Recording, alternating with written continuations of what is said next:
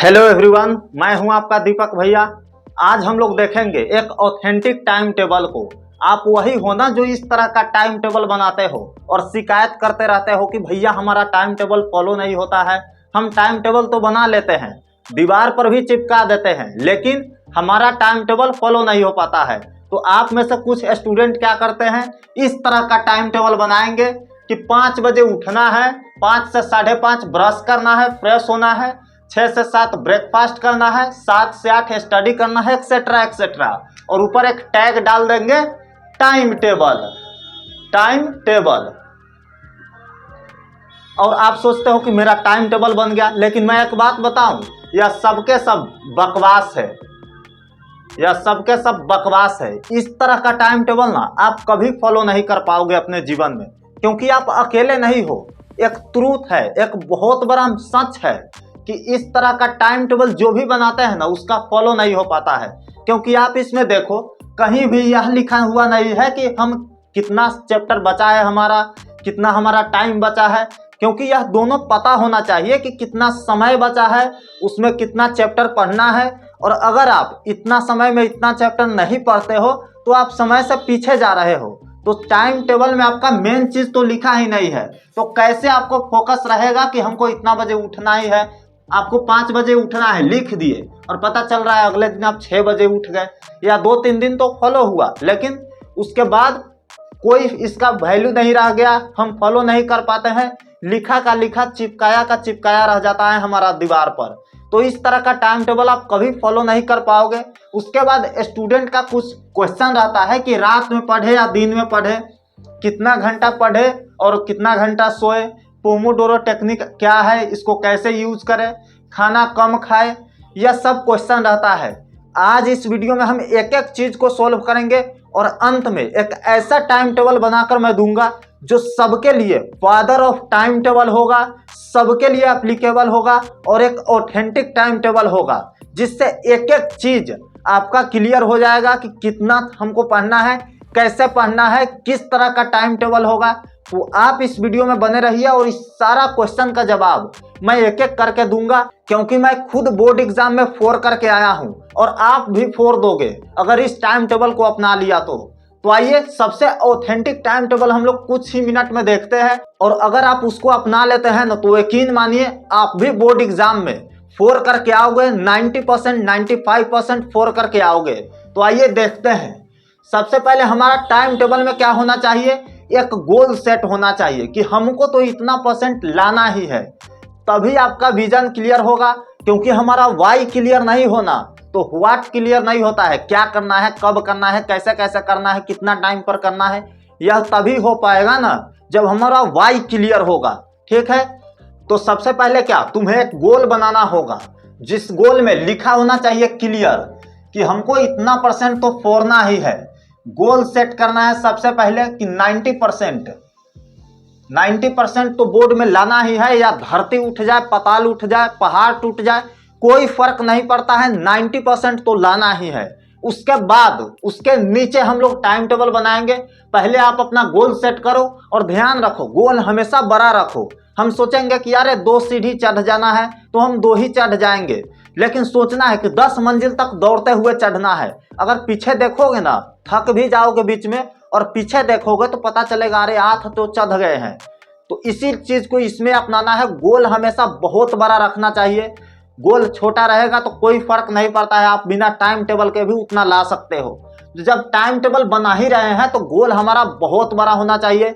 हम 90% लिखे हैं, आप 95% को बनाइए, 96, 97, 98 को बनाइए। गोल हमेशा बड़ा रखिए। तो जैसे ही हमारा गोल सेट हो गया ना, अब हम लोग चलेंगे टाइम टेबल के तरफ। आइए देखते हैं। तो सबसे पहले देखेंगे चैप्टर कितना बचा हुआ है हमारा, सब सब्जेक्ट को मिलाकर के कितना चैप्टर है जो हमको पढ़ना है। तो यहां पर हम लोग देख लेते हैं, मान लेते हैं हमारा रिमेनिंग चैप्टर है जिसको पढ़ना है।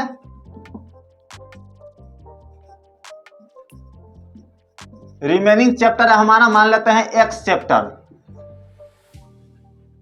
मैं इस पर बाद में नंबर पुट करूंगा उसके बाद मैं पूरा प्रॉपर कैलकुलेशन करके बताऊंगा कि अच्छा इतना दिन में आपको इतना चैप्टर खत्म करना है। उसके बाद आपका आई ओपन हो जाएगा कि भैया अगर इतना दिन में इतना चैप्टर को हम नहीं कर रहे हैं तो बैक जा रहे हैं और अचानक बोझ पड़ने वाला है दिमाग में एग्जाम के समय। इसी चीज को आप पहले अगर जान लोगे ना तो पहले ही चीजें खत्म कर दोगे। आप सोच करके देखो ना कि अगर आपको पहले पता चल जाए कि एग्जाम में कितना नंबर आएगा, कैसा क्वेश्चन आएगा, अगर आप पहले पता कर लोगे ना तो बहुत चीजें आसान हो जाएगा, आप प्रिडिक्ट कर लोगे। तो इसी चीज को हम लोग पहले यहाँ अपनाएंगे और पहले पता करेंगे कि कितना हमारा चैप्टर बचा हुआ है। तो पहले आपको चैप्टर पता करना है, उसके बाद टाइम पता करेंगे हम लोग। तो टाइम, रिमेनिंग टाइम हम लोग देख लेते हैं, यानी बचा हुआ टाइम जो हमारा है मान लेते हैं x मंथ, ठीक है, x मंथ टाइम बचा हुआ है। अब हम लोग क्या कैलकुलेशन करेंगे यहाँ पर, मान लेते हैं हमारा पूरा सब्जेक्ट मिला करके 32 चैप्टर मान लेते हैं कि बचा हुआ है, अभी पढ़ना है। यहाँ पे मान लेते हैं हम लोग 32 चैप्टर, 32 चैप्टर हमारा बचा हुआ है। और मंथ मान लेते हैं कि 4 महीने हमारा एग्जाम का बचा हुआ है। 32 चैप्टर पढ़ना है सब सब्जेक्ट मिला करके। जो नहीं पढ़े हैं या कम समझ में आया है उसको फिर से पढ़ना है। टोटल हमारा 32 चैप्टर है और 4 महीने बचा हुआ है। अब हम लोग कैसे कैलकुलेशन करेंगे, पहले 1 महीना का निकालेंगे कि 1 महीना में कितना चैप्टर पढ़ना है हमको, ठीक है।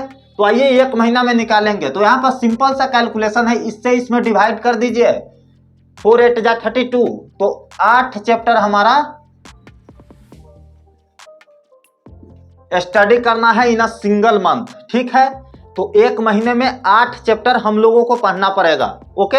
उसके बाद हम लोग निकालेंगे 1 सप्ताह में कितना पढ़ना पड़ेगा। इसी तरह से हम लोग दिन में जाएंगे और पता चलेगा कि अगले 3 दिन तक हम क्या कर रहे हैं, क्या रिजल्ट आने वाला है। बहुत मजा आएगा, आइए देख लेते हैं। 1 महीना में 8 चैप्टर पढ़ना पड़ेगा, ठीक है। उसके बाद हम लोग निकालेंगे यहाँ 1 वीक में कितना पढ़ना पड़ेगा, ठीक है। 1 वीक में हम लोग का कितना पढ़ना पड़ेगा यहाँ पे। तो 8 चैप्टर है हमारा 1 महीना में, तो 1 वीक में हमारा, जैसे 1 महीना में 4 सप्ताह होता है, ठीक है। तो 1 वीक में हम लोगों को 2 चैप्टर खत्म करने होंगे, एटलीस्ट 2 चैप्टर खत्म करने होंगे। 1 वीक में 2 चैप्टर खत्म करना पड़ेगा हम लोग को। अगर नहीं हो पाता है तो हम वीक पीछे जा रहे हैं। अब हम लोग निकालेंगे दिन में कितना खत्म करना पड़ेगा, ठीक है। दिन में हम लोग को कितना खत्म करना पड़ेगा, तो 1 सप्ताह में 7 दिन होता है, ओके। उसके बाद 1 दिन उसमें संडे होता है, तो उसको हम लोग रिवाइज के लिए साइड करेंगे। अब बच जाता है 6 दिन, ठीक है।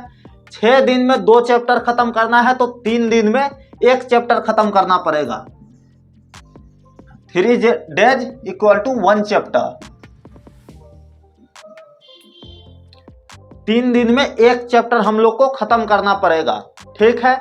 और अगर 3 दिन में हम लोग 1 चैप्टर को खत्म नहीं करते हैं ना तो समय से पीछे जा रहे हैं। आप सोच लो कि 3 दिन आप किसी के शादी अटेंड करने चले गए, तो आपको क्या करना पड़ेगा, 1 सप्ताह में, उसी सप्ताह में 2 चैप्टर कैसे भी खत्म करना है।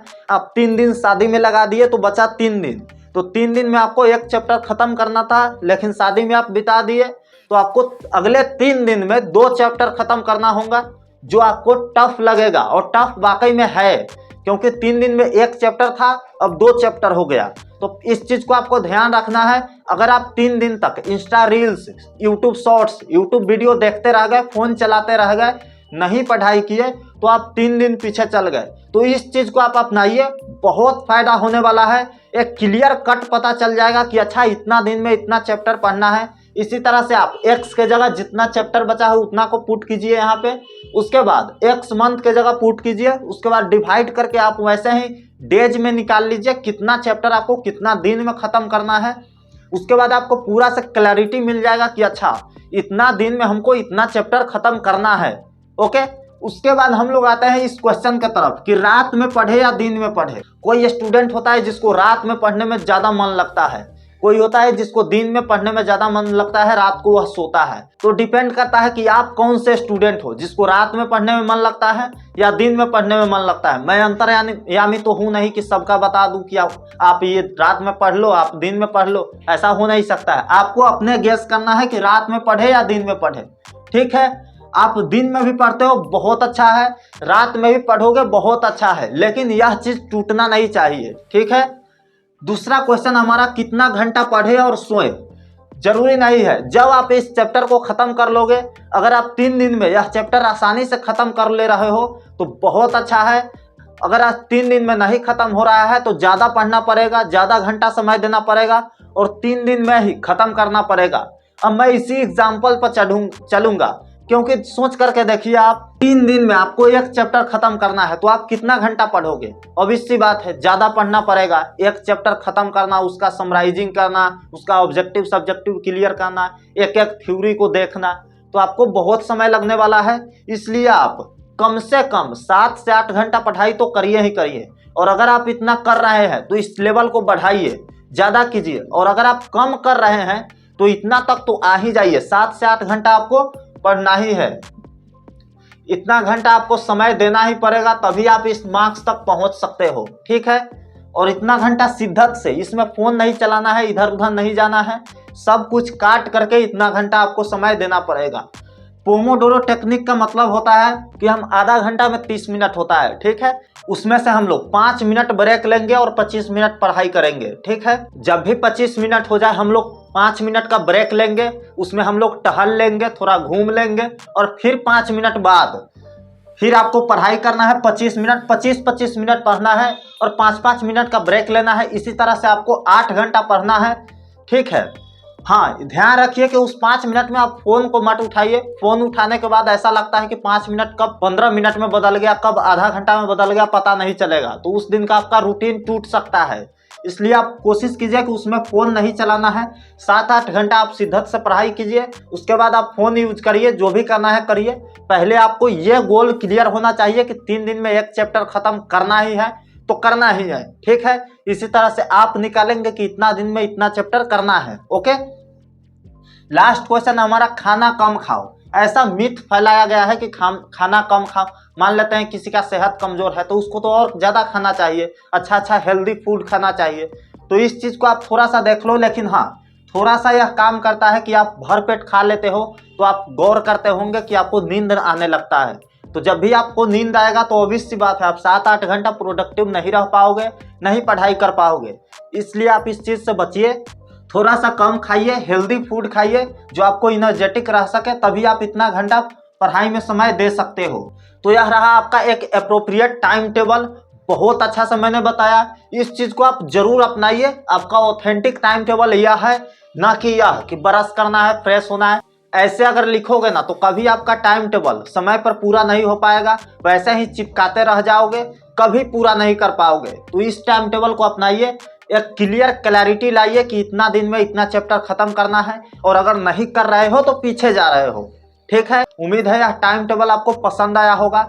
आप इस टाइम टेबल को अपनाइएगा, डेफिनेटली आपका मार्क्स बहुत बेहतर आएगा। इस वीडियो को आप लाइक कर सकते हैं और इस चैनल को सब्सक्राइब भी कर सकते हैं। मैं इसी तरह का स्ट्रैटेजी वीडियो लाता रहता हूं।